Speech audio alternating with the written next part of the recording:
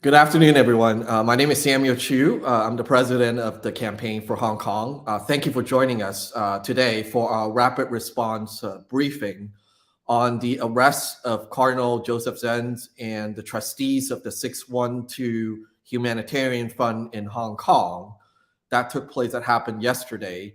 And we are very concerned, obviously, over this latest round of arrests. And as I heard the news early morning yesterday here in the US, that despite the fact that not a lot of news these days, I think, shock us coming out of Hong Kong. But this one, the arrest of a 90-year-old former cardinal of Hong Kong, one of the most senior clergy religious leaders, not only in Hong Kong, but in Asia, sent shockwave across the globe, and even finally provoked a response from the Vatican, who has been very much silent over the situation in Hong Kong over the past 3 years. And so it is my pleasure today to dig in, to welcome also two of our distinguished guests who will be speaking and discussing this latest development and the implication that these arrests has for religious freedom as well as the rule of law in Hong Kong. Before I welcome them onto screen and before I welcome our special guests, I want to just give you a very brief rundown of what has happened and what we know. On May 10th in Hong Kong, Professor Hui, who is one of the 5 trustees of the now shuttered 612 Humanitarian Fund, went to the airport and attempted to board a flight to take up an academic post in Europe. He was then arrested and detained at the airport. And then shortly after, police arrested Cardinal Zen, Denise Ho, the singer who was also a trustee of the 612 Fund, and the former lawmaker and well-respected lawyer, Margaret Ng. And then today, this morning, they re-arrested the 5th trustees, Sid Ho, who has already been put behind bars for protest-related charges. So they re-arrested her while she was in custody. So those 5 people all served as the trustees for this humanitarian fund that was established and raised a large amount of sums to support the defense and the medical expenses for protesters during the anti-extradition protests that began in 2019. As far as we have been able to confirm that the 4 that were arrested have been granted bail. They reportedly have been accused of colluding with foreign forces under the national security law. Obviously, Sid Ho still remains behind bars in serving her sentence on her protest-related sentence. So to discuss the ramifications and implications for religious freedom as well as the rule of law in Hong Kong, I'm very honored to first welcome the Honorable Nury Turkel, who is Vice Chair of the U.S. Commissions on International Religious Freedom, who has been a close friend and ally to Hong Kong, to the fight for freedom in Hong Kong as well as beyond. He is a noted lawyer, a leader in the Uyghur communities. I also want to note that the Religious Commission, the Religious Freedom Commission, has also last year adopted Jimmy Lai as a prisoner of conscience who is serving multiple sentences and facing multiple charges, has been in jail since the end of 2020. It is my honor to welcome Nury. Thank you, Samuel. Thank you. Thank you so much. I wanted to begin by thanking Campaign for Hong Kong to quickly put together this event today in such a short notice. I wanted to come here to do a few things. The most important thing is to express solidarity to Hong Kong, our brothers and sisters in Hong Kong. And this is a sentiment, this is a support that I can convey from the Uyghur American community in particular. And then the other reason that I feel compelled to come here to speak is to discuss why the Chinese government has problems with religion. What is the concern for them? What is their problem with 90-year-old man who has been peaceful and should be considered as a friend of the Chinese people? Why do they do this? What seems to be the problem with the government's approach? And then finally, as a commissioner at this government agency, I wanted to come here to share some of the work that we've done on broader religious freedom issues in China and newly adopted religious freedom issues involving Hong Kong. Traditionally, my agency did not really cover religious freedom issues in Hong Kong until recent years, because it was not some of the top priorities, concerns with respect to religious freedom issues in China-related areas. You serve as a bipartisan, let me start with the official lines. You serve as a bipartisan independent legislative branch established in 1998 under the mandate of the International Religious Freedom Act. We have 9 commissioners and staff team. We monitor religious freedom around the world, and we make policy recommendations to the President of the United States, Secretary of State, and Congress on the ways to advance freedom of religion and belief globally. I was appointed by Speaker Pelosi about 2 years ago. We have commissioners appointed by Republican leadership, as well as both Democratic and Republican presidents who are currently serving with us. And then in relation to what the USERF has been doing, since the crackdown began in Hong Kong, a number of commissioners who are passionate about religious freedom in Hong Kong, in particular, decided to adopt Jimmy Lai as a religious prisoner of conscience. Jimmy Lai had interactions with the members of the religious community in the United States. He had friends. We also have been approached by leaders in interfaith community that we should lend our voices to individuals like Jimmy Lai. I was honored to help to go through that process, and we are continue to advocate for Jimmy Lai and others who have been persecuted by China's communist regime for peacefully practicing their religion. As for the Uyghur community, I'm very grateful for the support that we have received.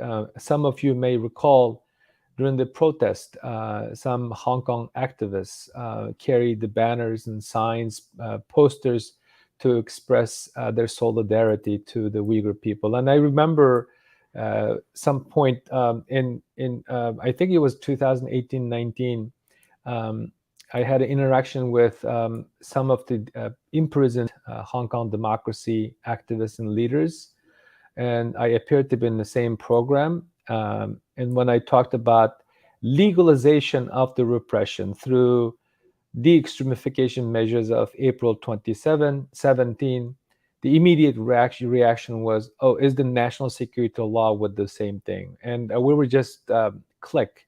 Our ideas, our thoughts, concerns were symbiotic. And one other thing that made the Uyghur people, Hong Kong people so close is the fact that the Chinese put something on paper or give false promises and then just yanked away, take it away. overnight, essentially. In the case of the Uyghurs, there were genuine autonomy was promised. As some of you may know, I take it most of you know, the official name of the Uyghur homeland is Xinjiang Uyghur Autonomous Region. And the Uyghurs we call the Uyghur homeland as East Turkestan for historical, political reasons. But that's the official name. China has a very nicely written documents such as Constitution and Autonomy Law with respect to the Uyghurs' right to just exist as a group of people, distinct nation. We're not permitted. And this is something that Hong Kong people, my Hong Konger brothers and sisters and friends could relate to. So there was empty promise. There's a promise given until it's inconvenient for them. They can just break their promises. This is also, and then finally, one other thing that is very relatable to Hong Kong people, the situation of Hong Kong, is the use of technology in the ongoing repression, persecution of peaceful activists, or someone who's in the slightest oppose the regime. And then let me briefly discuss what is also the problem, where under other similar aspect in Uyghur people and Hong Kong people's struggle. To the CCP, has been documented and also has been put out in some of the speeches, specifically the number 9 document that is initially was speech and leaked out and now publicly available. The Chinese official line goes something like this: we are on constant battle against the Western influence and ideology. What does that mean? That means freedom of religion, freedom of press, freedom of speech. We've seen all three in Hong Kong being dismantled and destroyed and under a constant attack. In the Uyghur case, we had certain level of religious freedom, as long as it's not in the government sanctioned places, as long as it's just private, don't turn it into a political discourse. Specifically, as I put in my recently published book, it was okay. It was okay for me to follow my dad, to go to places of worship, to participate in significant religious holidays. It was okay for me to speak the language that I was taught, or the language that is my native language. But we didn't have a freedom of press like the Hong Kong people had for at least a period of time. And we did not have freedom of speech. I was fascinated when the Hong Kong youth took to the street to protest early on. So even that level of freedom was not permitted, because to the Chinese, the constant battle means those three things. And what do they do? This is the government that is fearful of its own people. This is the government that is fearful of a pop singer like my friend Denise Ho, with whom I shared the stage in 2019 at the Oslo Freedom Forum. This is the regime that is afraid of 90-year-old religious leader, harmless. So their fear is, untold fear, is they think that this kind of freedom will pose a potential political threat, or could be a source for could be the reason and source for political unrest. This insecure regime is fearful of people making a legitimate demand, and demand to live with respect and dignity. And what is their problem with the religion? It goes in the face of the communist ideology. The loving, caring, forgiving type of the values are something that CCP ideology cannot stand. Spirituality is something that CCP cannot stand. And they see religious practices, religious belief as a sign of disloyalty. This is what it is about. This is their problem. Cardinal Zen's biggest problem to the Chinese is he is not loyal enough because he believes in God. not in the CCP ideology. That is the problem. So what do we do about this? What we have to continue to call it out. And what happened to these peaceful advocates of religious freedom and human rights are preposterous, outrageous. And the international community should not just go about business as usual. This kind of behavior cannot be tolerated. I leave it at that, and I'd be happy to take any questions that you might have, Samuel. Thank you, Nury, and it is really we're grateful for your support and ongoing friendship. And I think you point out something that is extremely important that connects our destiny and our fight, which is this idea of the communist government being utterly afraid of this concept of freedom of expression, of thoughts, of practicing of religion, because it leads to this erosion of their ability to control and to for people to stay loyal. I want to come back to you in a little bit. I want to bring in our board member at the Campaign for Hong Kong, Michael Curtis Davis, who for decades was a constitutional law professor in Hong Kong at the University of Hong Kong, is now recently wrote a book about making Hong Kong China, which is probably a very accurate description of basically what has happened now in the last 2 years plus. And Michael, I want to bring you on to tell us a little bit and give us some of the insights about what stands out to you as far as the impact to the rule of law with these latest arrests of Cardinal Zen and the trustees of the 612 Fund.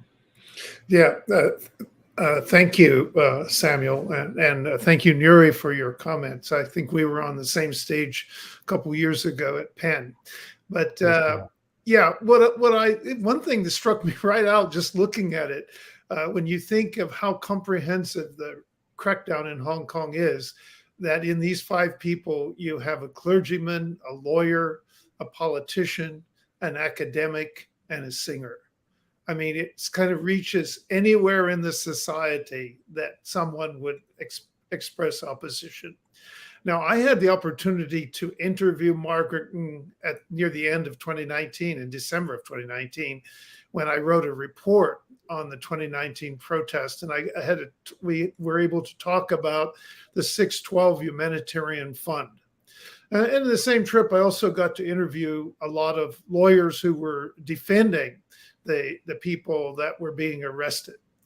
And when we say it's the 610 Humanitarian Fund, we says, oh, well, this doesn't sound like a legal defense fund, but it was. It had to be humanitarian because when I talked to the lawyers, they were saying most of their clients that they could be called to a police station to meet their client.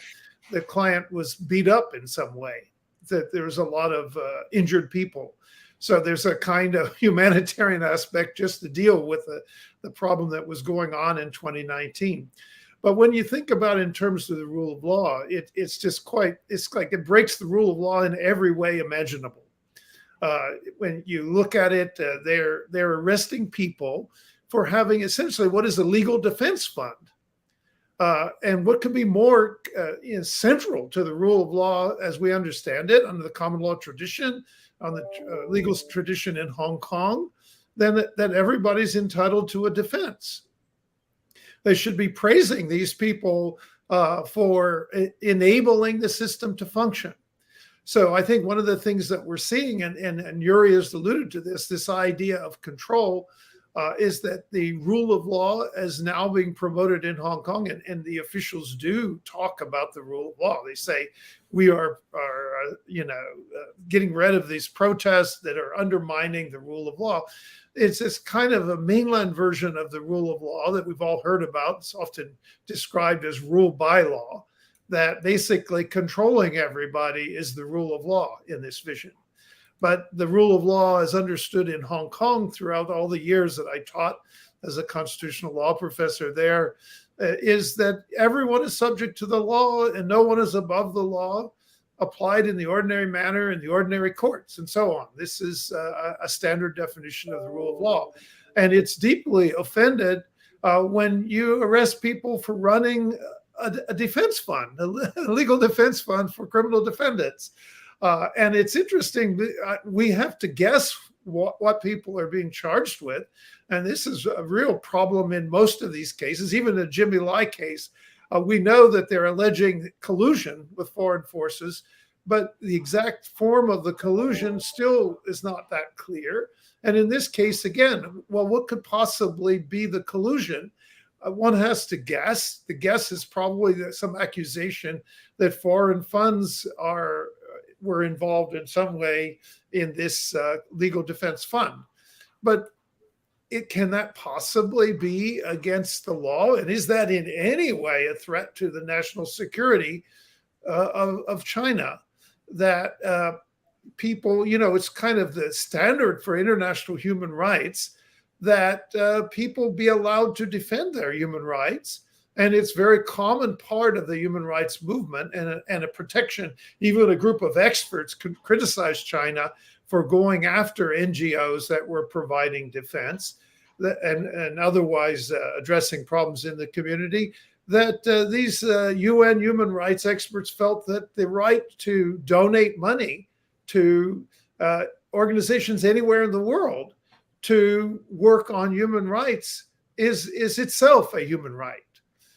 And then when we look at what's going on in Hong Kong, we know that the national security law, basically, if China's always talking about a red line that it has, well, human rights has a kind of red line too. Nury brought up this document number 9. In some ways, the national security law looks like a elongated version of document number 9, in effect prohibiting that document. I was a law professor, a constitutional law professor in Hong Kong for 30 years. But, I used to tell my students, what I'm teaching you in this class here, just basic constitutional principles and rule of law principles, is illegal 30 miles away, so this is why we care. Okay. And so what's happening here and is in effect a crackdown on Hong Kong that ignores almost all elements of the rule of law. They select judges under the national security law. They've extended this to even the colonial sedition law, that the selected judges are the only ones can hear it. Rights to a jury can be denied. We saw that in the very first national security case. There are extreme punishments. The crimes themselves that are listed, there are 4 of them, are not clearly defined, so no one knows when they're violating the law.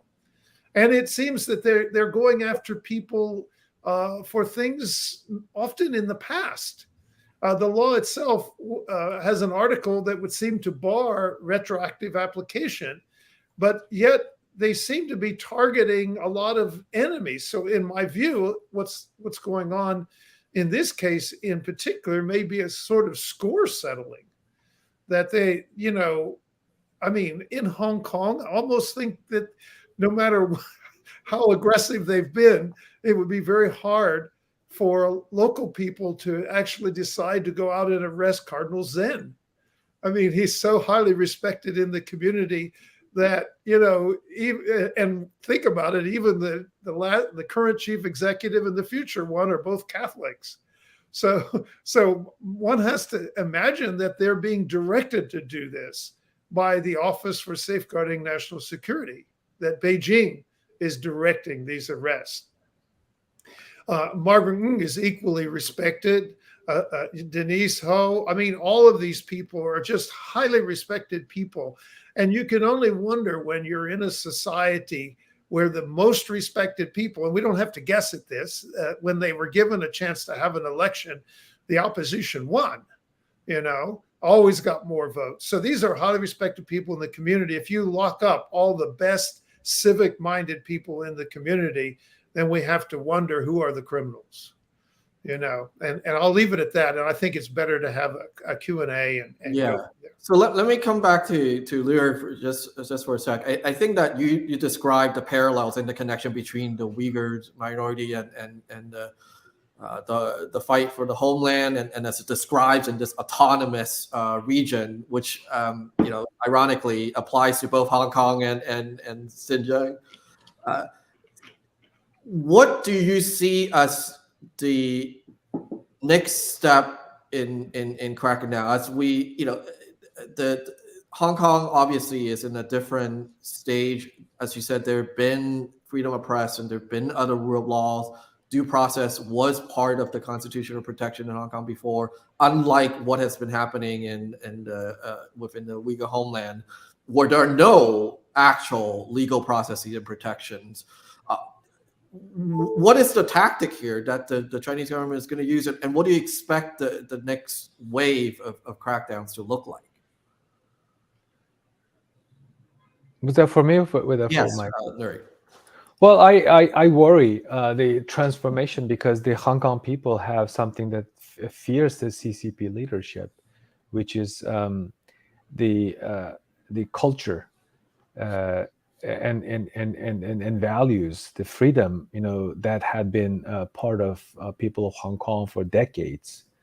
How do they get rid of it? I worry that they may go and set up something re-education camp type of thing. It may not be in the level that they have, or in the cruelty that has been imposed on the Uyghurs.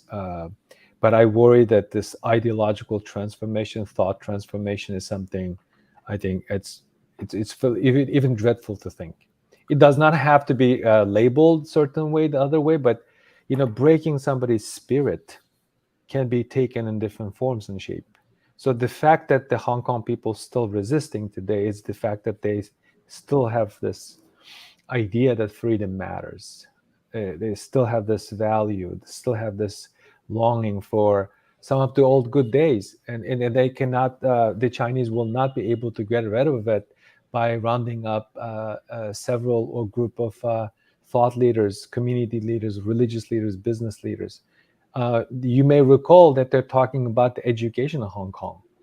That was a bad sign. I think that's a warning sign for me. Sam, if I can jump in here, I think one of the things that's relevant to this connection between Uyghurs and Hong Kong is the autonomy regimes. I had a chance to study the Tibetan one, have written some on it as well. The so-called national minority autonomy in mainland China, when it comes to these border regions, is a bizarre opposite of autonomy. It's actually the way it works is that those areas are viewed as security risk, and they impose greater direct control. So ordinary places in China that are not Xinjiang or Tibet have less direct central control than these regions. So China tends to view autonomy, use it as a kind of tool when it comes for national security reasons. And so what's happening in Hong Kong seems to be a moving of that national security paradigm into Hong Kong as it has existed in Xinjiang and Tibet. And I think that's very worrying, because it shifts Hong Kong not so much to another mainland city, because Hong Kong, like Xinjiang and Tibet, has a population that may be in opposition to what's being done. And with that opposition, that means if Hong Kong is transcending to something else, it's more like Tibet and Xinjiang and less like Shanghai.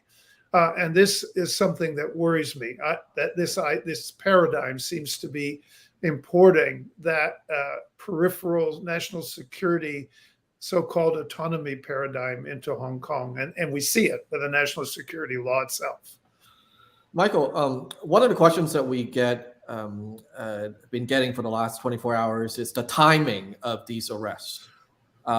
Obviously, we had this sham election or selection of John Lee as the new chief executive that took place on Sunday, where less than 0.02% of Hong Kong's population actually voted.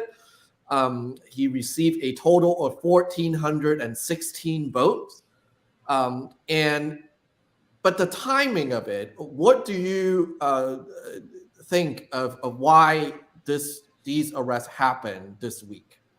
Well, I think that there's two things in operation. One is that election. I think they didn't want to do it prior to the election because that's kind of creates a very bad image. They were very much trying to create an image that this was a kind of open democratic process. China claims that this election committee is broadly representative, and therefore it can represent Hong Kong people. And then all the speeches, they even have a political rally. Of course, it's in the convention center where only these 1,460 people can attend. But this is kind of the image they wanted to create. And speeches were given and all of that. It's like democracy without democracy. And then the other one was, I think, just a coincidence in part that Mr. Hui went to the airport and was going to leave Hong Kong.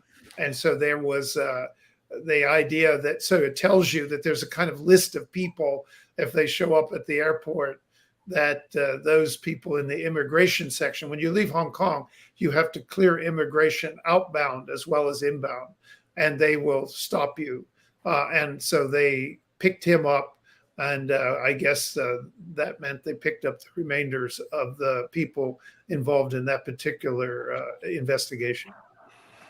So that it confirms some of the things that we've been in conversation with different officials within the U.S. government about this concept of this assumption of a watch list of restricting movements of individuals who are being surveilled and monitored in Hong Kong. And that, I think that I agree with your point that partly what triggered the arrest of all 5 of them was one of them attempting to leave. And thus, when they were arrested yesterday, their travel documents and passports were confiscated. And thus, none of them now can actually freely move around. Nury, you and I share some of the same characteristics. We have been called out and highlighted by the Chinese government as being sort of the face of foreign influence, or at least people who they consider as quote unquote terrorists, or people who are inciting seditions and independence, or colluding with, accusing people of colluding with us. What can we do as the Chinese government is focusing not just in the Uyghur homeland, in Hong Kong, but increasingly trying to sever the connections and communications between people within the Uyghur homeland and Hong Kong to the outside world? How do we overcome that challenge and that tactic of severing that communications and connection? I think there's, as you know, Samuel, we are all very disappointed to the extent that the international community has not shown the type of response that we have experienced in the first several days of Putin's invasion of Ukraine.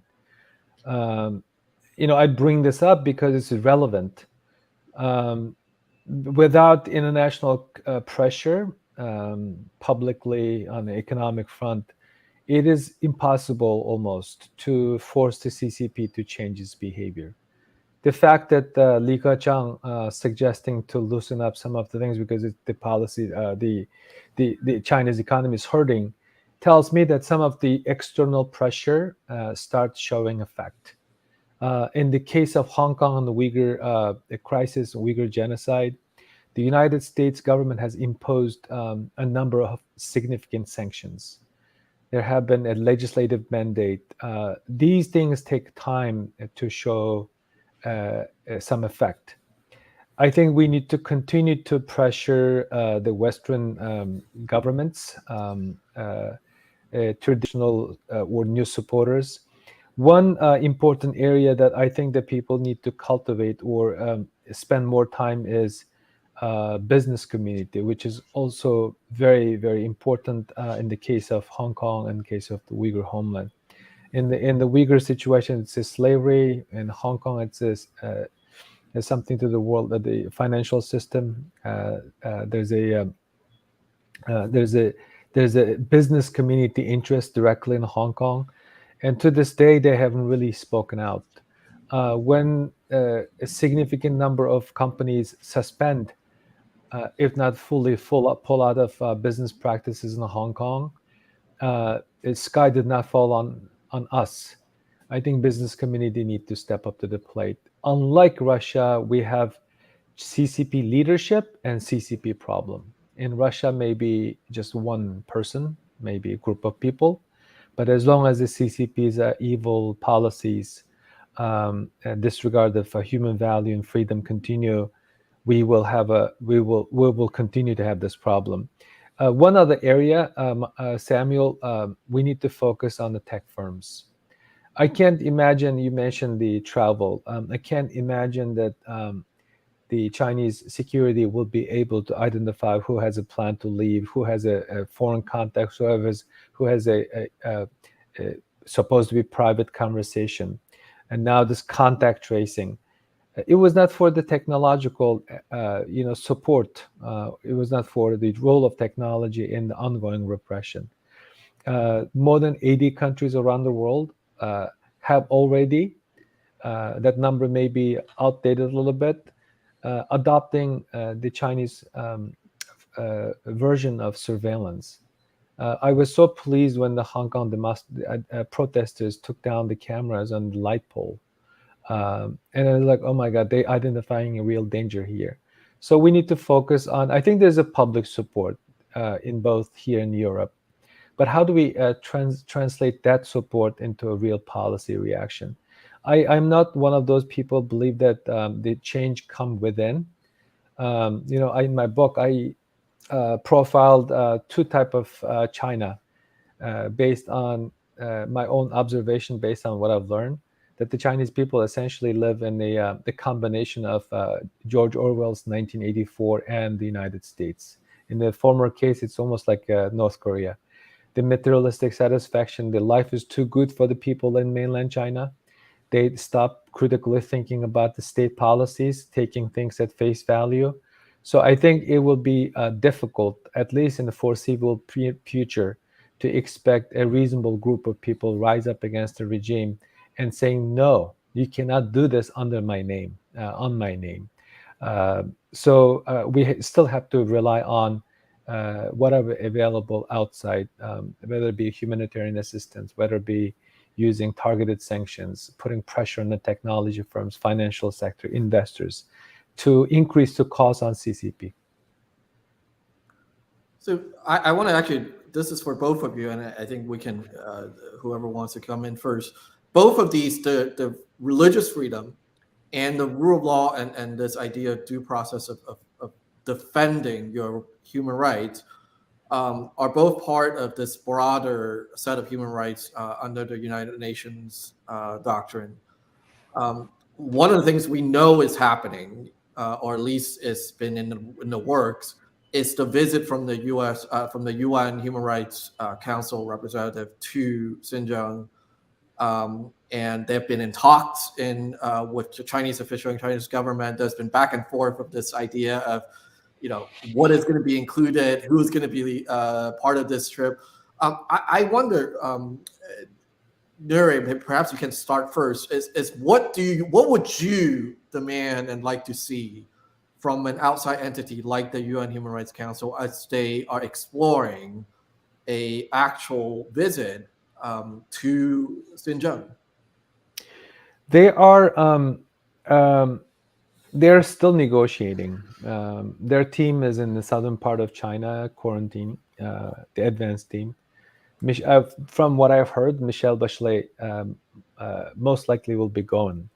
But the problem is how forceful that they can be. UN supposed to be tackling issues like these. UN supposed to be taking the leadership. But to this day, there's no one in a senior leadership level have openly condemned the Chinese government for its brutal behavior or policies. From what I know, the UN operations budget, 1/3 of the UN operations budget come from China. So I would not hold my breath, but in the ideal world, I would ask Michelle Bachelet or others from the international organization to get access to unfairly detained political activists, community leaders, at least guarantee them a due process. And I may sound too pessimistic, because if you're not persistent, if you're not to the extent aggressive when dealing with the Chinese leadership, you will not go anywhere. That's one of the problems. Raising individual cases is nice, but what is the follow-up? But if you don't get the type of information, what is the consequences? What kind of cost that you can impose on them? I deal with this raising individual cases, getting access, getting inquiring information type of business on a regular basis. I wish I had that kind of access, but I don't. For the most part, I have a limited access. But one thing that I identify is that the policymakers, people in influential positions, are not persistent enough in specific issues and specific cases.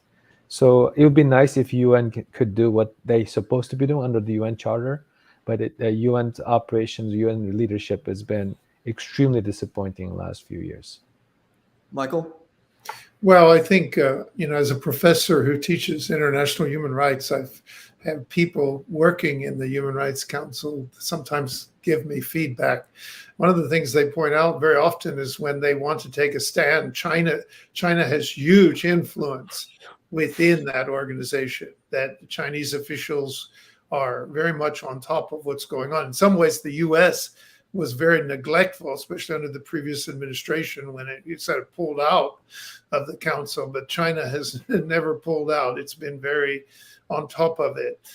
And so that's a kind of limitation that they will try to restrict what happens. Of course, we all know textbook is that when a UN reporter or any UN person investigating human rights comes to a place, they're supposed to be given unfettered access and be able to talk to anybody they want to talk to. But my guess is all this negotiation is already making it clear that that access won't be unfettered, that they will be taken to places, and people who would speak out would be in very severe trouble, presumably, if they did so in front of Chinese officials. So how you can make this happen and not have their the people, their interlocutors, the people they talk to, further harmed is I think makes it almost impossible to achieve that kind of unfettered access under the conditions that we've been told exist there in Xinjiang. So I have one closing question for both of you, but starting with Michael. There are two other sort of related legal issues that have been brought up from these arrests. One has to do with this specific charge of colluding with foreign forces, or sometimes it's worded as actually accusing Hong Kongers of being foreign agents themselves. Yeah. So there was a ruling. Can you say a little bit about why this is so significant in the ruling that was made on the same day that the arrests were made? Yeah, the ruling. See, and again, I've been told this has not been rendered in a written judgment, that it is just stated in court. But as it was reported, it seemed to say that you did not have to show the prosecution did not have to present a story or an account of who was the foreign forces that they were interacting with, that you could almost presume that the alliance in support of the democratic movement in China is itself a foreign organization. So that's a kind of presumption of guilt. And there's long been this accusation in Hong Kong throughout. We ran across it. I mean, I've been in Hong Kong through most of the years of protest, and it's always been an argument that foreign forces, foreign governments were interfering and stirring up trouble. But as someone very much integrated into the community and on the ground, I knew that the people that I was interacting with, many of whom are in jail today, we're not talking to anybody foreign. They were basically had gotten a liberal education. They, as Nury said, they had those values of freedom and rule of law. Public opinion polls in Hong Kong have always put the rule of law at the top of core values in Hong Kong. So the people on the ground had these values and were promoting them because the basic law of Hong Kong guaranteed them. And they didn't take a foreigner to tell them anything. And so what the foreign collusion tends to be in China's vision is that if you have ideas such as those that are in document number 9, then you're foreign. And you're at the influence of foreigners just because you believe in freedom and the rule of law as we understand it. And so that's how it gets conflated. And so that would create a kind of presumption of guilt, so that all of us, and I've attended almost all of those candlelight vigils since 1989. So I guess all of us who were present, which is thousands of Hong Kong people, are under foreign influence and collusion because they showed up at these vigils that were sponsored by this alliance in support of the patriotic democratic movement in China. So there you go. It's kind of, how can you defend yourself? This is just another example of why the 4 crimes are so poorly defined that no one knows what is prohibited and what is permitted. And all we know is that the government can do whatever it wants, and the courts seem to give blessing to some of that in this judgment. Thank you for clarifying that, because you're correct. So it's been reported that in a separate case of those who are being charged with organizing or inciting the vigil, remembering June 4th, Zhao Hangteng, who is the vice chair of the Hong Kong Alliance, the organization that is behind the vigil, and the co-defendant in court had asked, she was serving as her own lawyer, have asked the prosecution for the names or the details of who the foreign agents are or who the foreign forces are. And it was reported that the prosecution basically said that in the interest of national security, we do not have to disclose that, and that the magistrate, at least during court as reported, agreed with the prosecution, which means that it left Zhang Tong and her colleagues with no actual basis to defend themselves legally, because they don't have access to those information. So Nury, one last question for you. I think you touched on something that was really important, which is that this is not just about sniffing out or crushing political expression. This is about an erasure of culture. Yeah. And that religion, arts, any kind of spiritual practice, language, other forms of literature are things that are part of this threat that the CCPC deem as risk to their control. What can we learn, and also how can we learn from each other in terms of preserving that deep and rich and complex culture under these extraordinarily difficult circumstances of, like you said, actual genocide happening in the Uyghur homeland, cultural erasure, the imprisonment, and then the silencing of even the harassment of even activists overseas to try to contain and erase that culture. What are the things that you are doing, the Uyghur communities are doing? What can we do and learn from you? And what can we do together to ensure that that culture is not erased? You've raised a very important question. This is about the survival when you are facing this level of cruelty.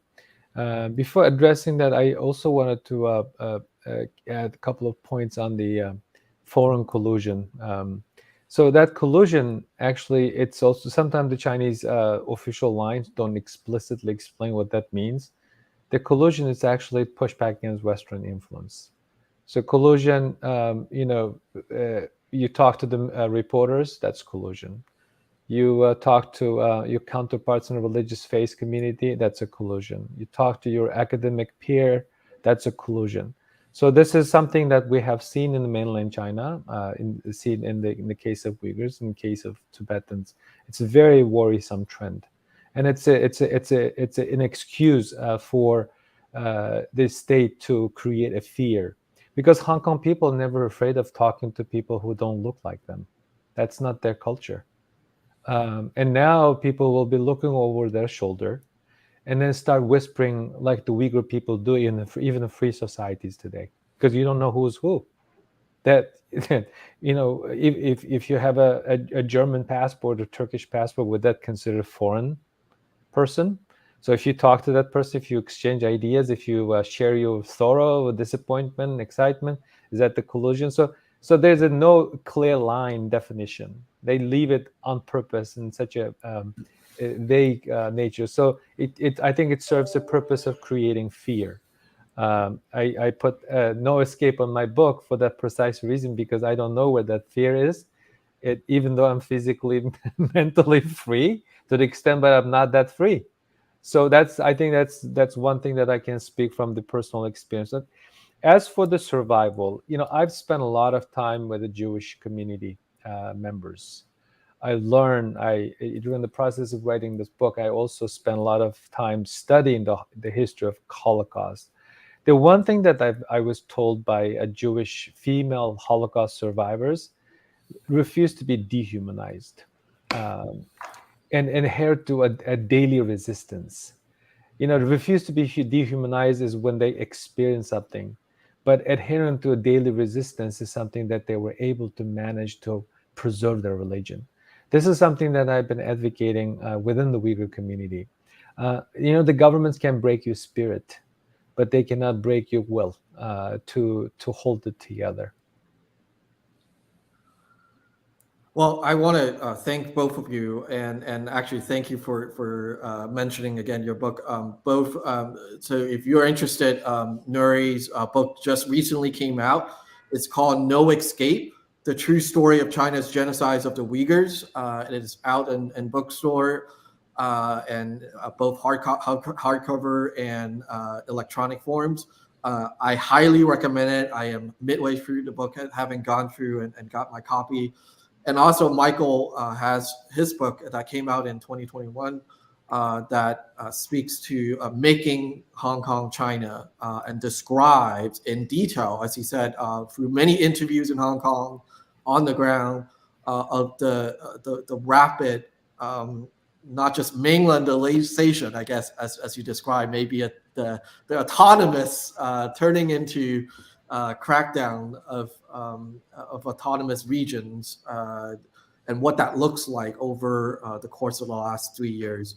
I want to thank both of you, Nury Turkel, the Vice Chair of the U.S. Commissions on International Religious Freedom, Michael Curtis Davis, former Professor of Law in Hong Kong University, the board member of the Campaign for Hong Kong, and thank you to both of you for being here and joining us. Thank you very much. Thank you. Thank you. And I want to thank everybody else for joining us. I think one of the things that struck me as both Michael and Nury was describing this concept of basic human rights, but more specifically about the charges of colluding with foreign forces, is just how, on one hand, the vague description allows this gray area to create a sense of fear across all levels of society, of not knowing what considers as foreign agents or foreign influence. But I'm also struck in a deeper way of how that the Chinese regime considers and accuses everything that is not from the party as foreign influences. And I think at the heart of that, Nury points out, I think aptly and really acutely, that it's about taking away the agency of the people that are fighting for themselves. By telling them and by telling people in the mainland and by telling the world that they are not capable and don't have the right or agency to fight for themselves and to speak for their own destiny and future. That anything that comes from them are being fed to them from outside foreign forces.